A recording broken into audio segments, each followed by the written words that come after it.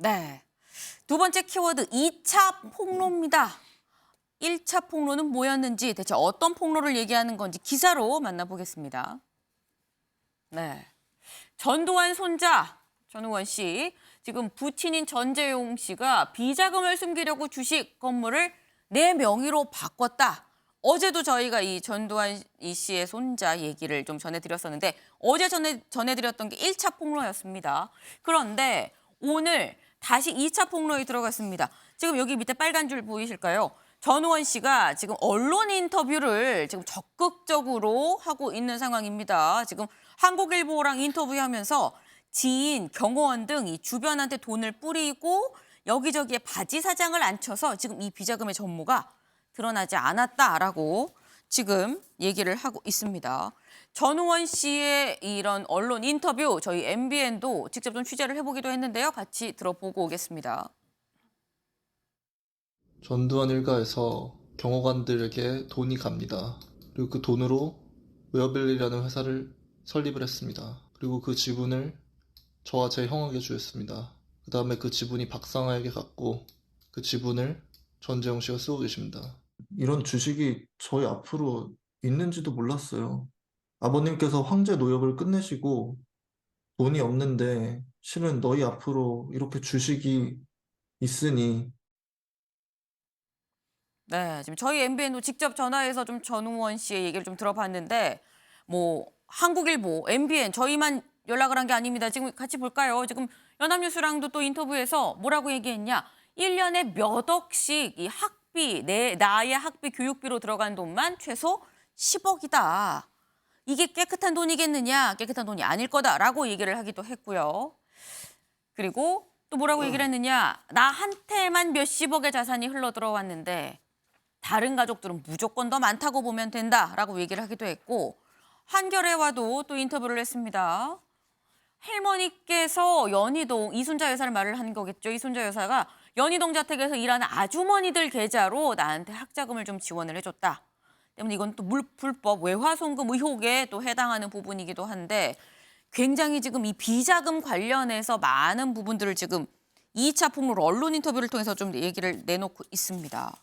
근데 이게 김상일 위원님, 이게 폭로가 좀 구체적이면 진짜 아니야? 라는 생각이 들 만큼 좀 구체적이기도 하거든요. 어떻게 보셨어요? 그 구체성만 놓고 보면은 사실일 가능성이 굉장히 높아 보인다는 생각이 들어요. 네. 제가 뭐 수사기관도 아니고 그걸 확인할 수는 없지만 아무 근거 없이 뭐 소설 쓰듯이 이런 얘기를 했을까? 그런 생각은 들지 않습니다. 굉장히 사실에 기반해서 이야기한 것 같고요. 네. 그리고 그 아버지 그 전재용 씨인가요? 예, 그분이 하시는 것도 사실에 대한 어떤 해명이라든가 반론을 하기보다는 메신저 자체를 공격하는 거예요. 아들이 좀 아프다.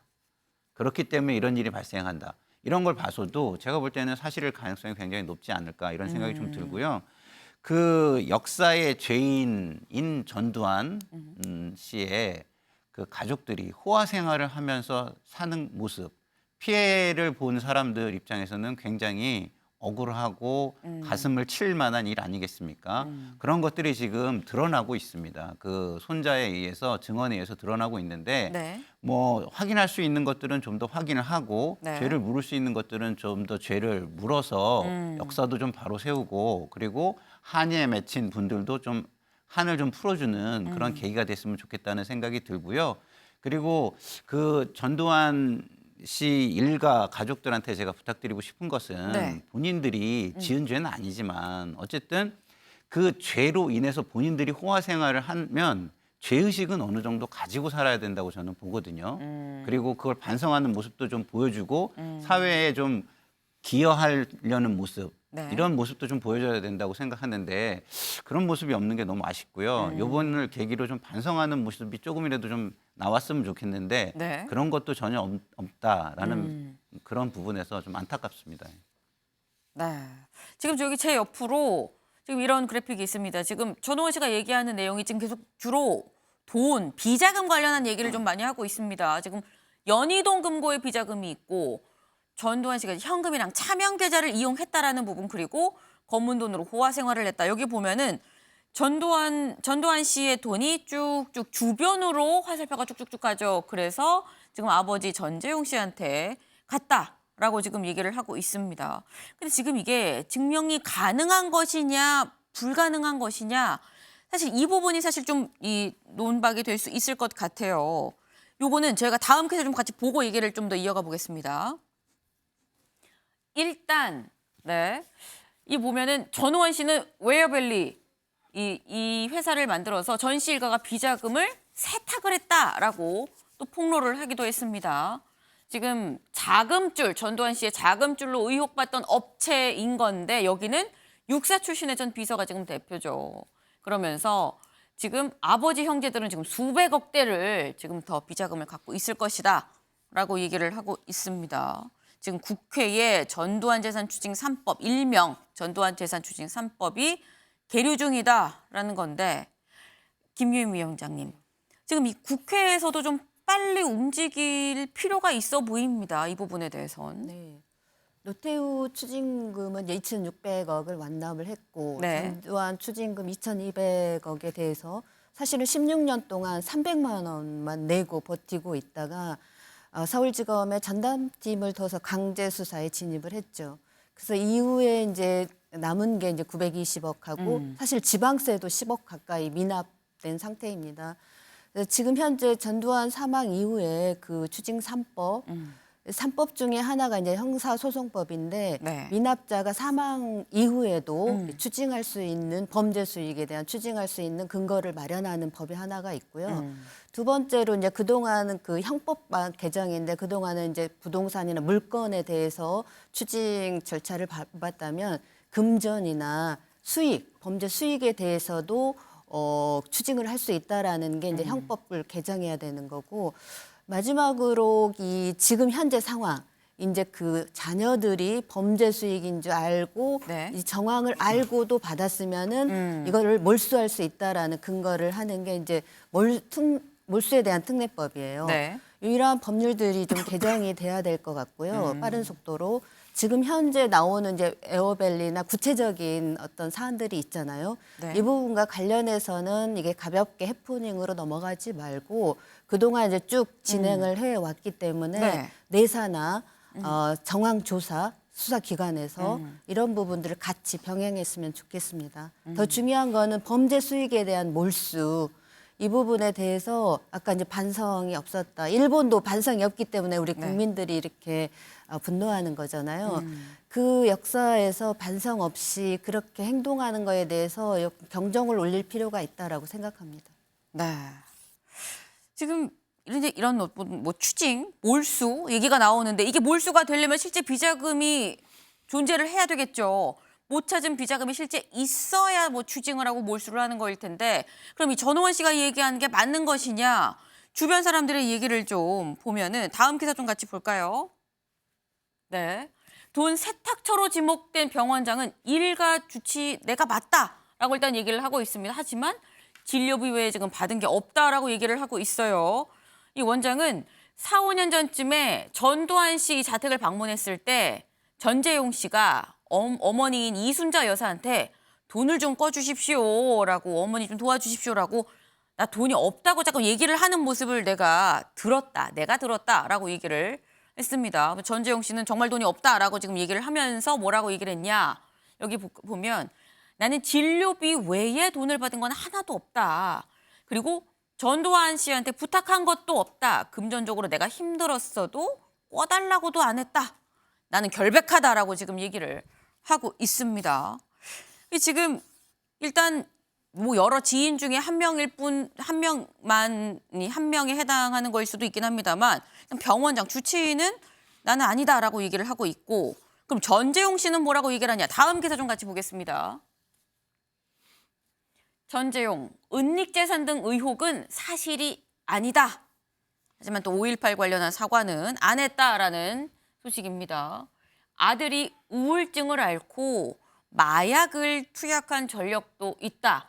그리고 뭐 어머니 이순자 여사가 스크린 골프 치는 영상을 뭐 이거 올리기도 했는데 그 스크린 골프장이 형제들이 돈을 모아서 한 2천만 원 정도 들었는데 뭐 어르신들 여행 보내드리는 거 생각하고 2천만 원 돈 모아서 골프장 설치를 해줬다. 내가 도피하려는 게 아니다. 나는 이민 비자를 그냥 받으려던 것뿐이다라고 지금 얘기를 전재용 씨는 했는데요. 아들인 전우원 씨가 이른바 폭로를 하기 전에 나한테도 연락이 왔었다라고 얘기를 했습니다. 그 목소리 같이 들어보고 오시죠. 저희 집안뿐 아니라 저희 관련된 모든 분들이 조사를 다 받았고 저희가 지금 이 상황에서 뭐 검은 눈이 있다면은 네, 또 저희가 벌을 받아야 되겠죠. 거친 욕들을 막 하면서 저가 이제 한국에 엄청난 범죄를 저지르고 있고 그거를 이제 세탁하기 위해서 목사가 되고 또 미국에 엄청난 비자금을 숨겨놓은 것 때문에 제가 오려고 한다는 거예요. 네. 지금 양쪽의 말이 굉장히 다릅니다. 뭐 진실 공방 비슷하게 지금 가고 있는 것 같은데 장혜찬 최고님. 누구 말이 맞는 걸까요?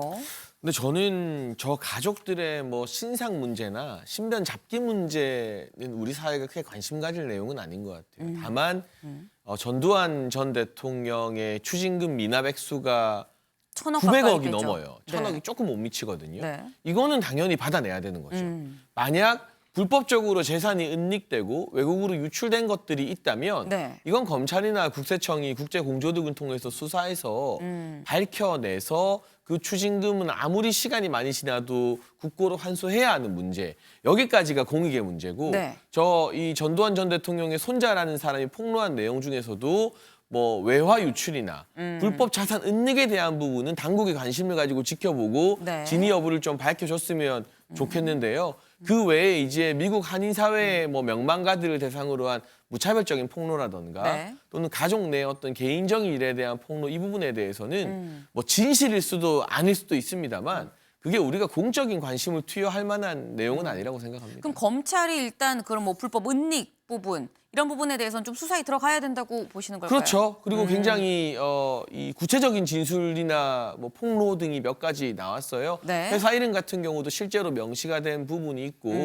또 본인의 학비나 이런 것들 어떻게 주고받았는지 그냥 그 계좌 거래 내역 확인해 보면 금방 나오는 거거든요. 네. 실제로 이 손자가 말한 것처럼 그 연희동 자택에서 일하던 아주머니들 이름으로 뭐 계좌가 외화가 유출됐다거나 하는 것들은 네. 자금 출처 소명 받고 하면 이거 그렇게 어려운 수사 아닙니다. 금방 나옵니다. 근데 뭐 몇 억이든 몇십억이든 이 출처 소명이 안 되는 돈이 확인되면 아, 그 뒤에 더 많은 자산을 은닉했을 수도 있겠구나라고 우리가 유추할 수밖에 없기 때문에 네. 거기에 대한 수사는 아마 진행되지 않을까 싶습니다. 수사는 진행되지 않겠느냐. 김상일 짧게 의원님. 좀 첨언을 하면 네. 이게 검찰 수사보다 좀 약간 먼저 빨리 진행돼야 될 거는 네. 제가 볼 때는 국세청에서 자금이 차명으로 지금 이게 숨겨져 있는지 부분 그 부분하고 그다음에 현금으로 지금 오간 게 많다고 하잖아요. 네. 지금 뭐 그 돈 세탁처로 지명된 병원장도 현금으로만 돈을 받았다고 하는데 네. 이렇게 됐을 경우에 탈세를 당연히 의심해 볼 수 있습니다. 그래서 그거를 그 계기로 해가지고 국세청에서 여기 지금 언급된 회사들과 병원 이런 데에 뭐 자금 흐름이나 출처 조사, 그다음에 차명에 대한 조사 이런 것들이 들어갔으면 좋겠습니다. 네. 김종익 위원님. 저는 뭐 저 특정 종교를 갖고 있지는 않습니다만 네. 이걸 보면서는 야 이게 참 업보라는 게 끔찍하구나라는 생각까지도 들더라고요. 왜냐하면 그 손주가 지금 아버지하고 할아버지에 대해서 맹공격을 하고 있는 거 아닙니까? 근데 어쨌든 진실은 밝혀져야 되는 거잖아요. 과거에 사실은 많은 소문들이 있었어요. 노태우 전 대통령 같은 경우는 퇴임 이후에 뭐 주변에 쫓아다니는 사람이 없는데 전두환 전 대통령 같은 경우는 주변에서 많은 사람들이 이렇게 몰려다니는 게 도대체 뭐냐. 이게 네. 뭐 의리가 있어서 그런 게 아니냐. 뭐 이런 얘기도 있었지만 다른 한편으로는 야, 그거 말이야. 그때 완납하지 않은 돈을 그 사람들에게 다 나눠줘서 지금 관리하고 있는 거 아니겠어? 라는 그런 소문들이 굉장히 소문입니다. 무성했었어요. 네, 소문. 소문들이 무성했었어요. 네.